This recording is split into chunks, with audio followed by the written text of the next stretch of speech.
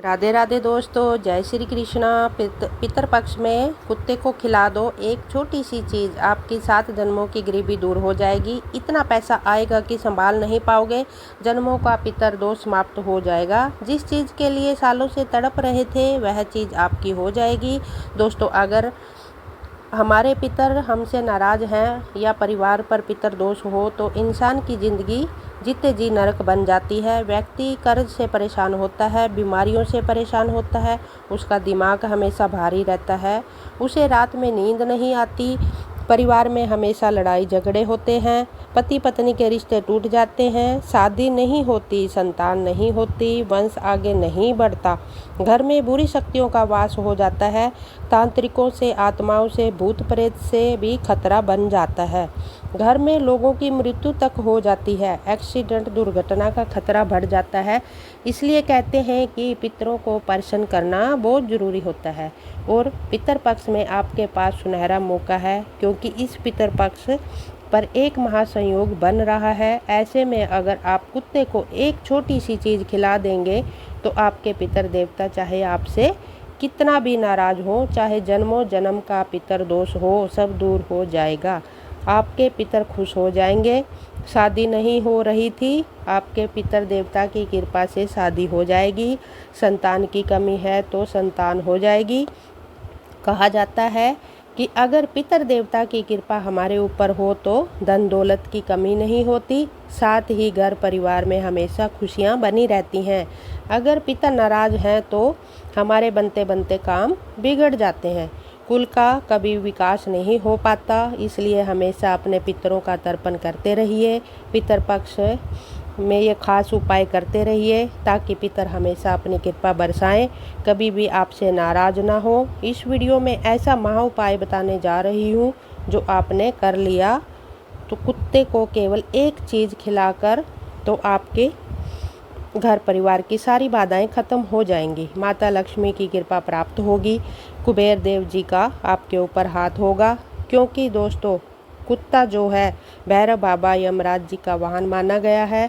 हमारे शास्त्रों में कुत्ते का वर्णन किया गया है। पितरों को खुश करना है तो कुत्ते को खिला दे ये खास चीज़ें।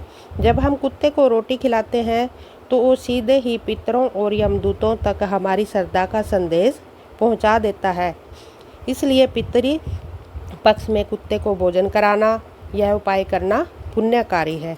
दोस्तों, आपके पास धन की कमी है, जो कमाते हो चला जाता है, फिर आप हमेशा भगवान को दोष देते हैं, अपने किस्मत को कोसते हैं। अगर आपके ऊपर कुछ है तो वो आपका पितरों का पितर दोष है। पितर दोष के क्या संकेत होते हैं कि वो हमसे नाराज़ हैं। घर का जो मुखिया होता है, जो मर्द होता है घर का, वह बुरी संगति में चले जाता है। घर की संतान भी बुरी संगति में फंस जाती है, जुआ खेलने लग जाते हैं, शराब का सेवन करने लग जाते हैं। यह सब पितरों के नाराज़ होने की निशानी है। घर बर्बाद होने लगता है। आप हर साल सोचते हैं कि हमारे पितर हमारे घर आएंगे, हमसे खुश होंगे, लेकिन उल्टा हो जाता है।